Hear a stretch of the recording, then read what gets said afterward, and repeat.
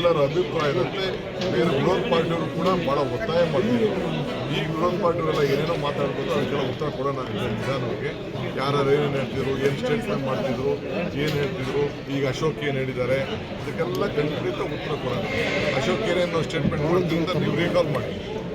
ಈಗ ಬೇಕಾದ್ರೆ ಹೇಳಿ ಅವರು ಅಶೋಕ್ ಮತ್ತು ವಿಜೇಂದ್ರ, ಕುಮಾರಸ್ವಾಮಿ ಅವರೆಲ್ಲ ಸೇರಿ ಒಟ್ಟಿಗೆ ಪ್ರೆಸ್ ಕಾನ್ಫರೆನ್ಸ್ ಮಾಡಿಬಿಟ್ಟು ಏನು ಮಾಡಿ ಅದನ್ನೇ ಅಕ್ಸೆಪ್ಟ್ ಮಾಡಿ ಅಂತ ಹೇಳಿ. ಅದನ್ನು ಯಾಕೆ ಹೇಳ್ತಾ ಇಲ್ಲ ಅದನ್ನು ಅವ್ರು ಹೇಳಿ. ನೀವು ಮೂರು ಕೂತ್ಕೊಂಡು ಇಷ್ಟು ದುಡ್ಡೆಲ್ಲ ವೇಸ್ಟ್ ಆಗ್ತಾ ಇದೆಯಪ್ಪ, ನೀವು ಇದನ್ನೇ ಅಕ್ಸೆಪ್ಟ್ ಮಾಡಿ, ಈಗಿರೋದನ್ನೇ ಅಕ್ಸೆಪ್ಟ್ ಮಾಡಿ ಅಂತ ಹೇಳಿ.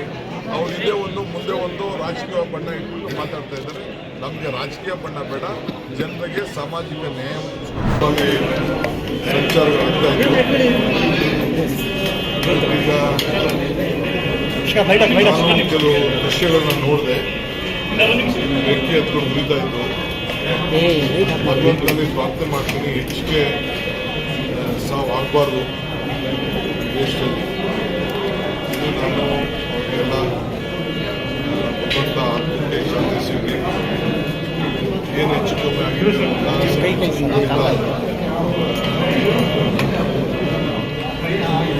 ಸಿವಿಲ್ ಏವಿಯೇಷನ್ ಕಲಿತಿದ್ದೇನೆ ಅಂತ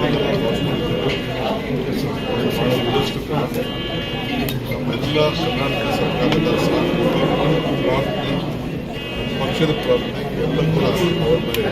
ಸರ್, ಅದರಲ್ಲಿ ಕನ್ನಡಿಗರು ಇದ್ರು ಅಂತ ಮಾಹಿತಿ ಇದೆ ಸರ್. ಕನ್ನಡಿಗರಲ್ಲಿ ನಮ್ಮ ಭಾರತೀಯರು ಹ್ಯುಮ್ಯಾನಿಟಿ, ಮಾನವೀಯತೆ. ನನಗೆ ಕನ್ನಡ, ತೆಲುಗು, ಗುಜರಾತಿ ಅನ್ನೋ ಭಾವನೆ ಬೇಡ. ಇದು ನಮ್ಮ ಜನ, ನಮ್ಮ ದೇಶದ ಜನ, ಮಾನವರು ಎಲ್ಲರೂ ಕೂಡ ರಕ್ಷಣೆ.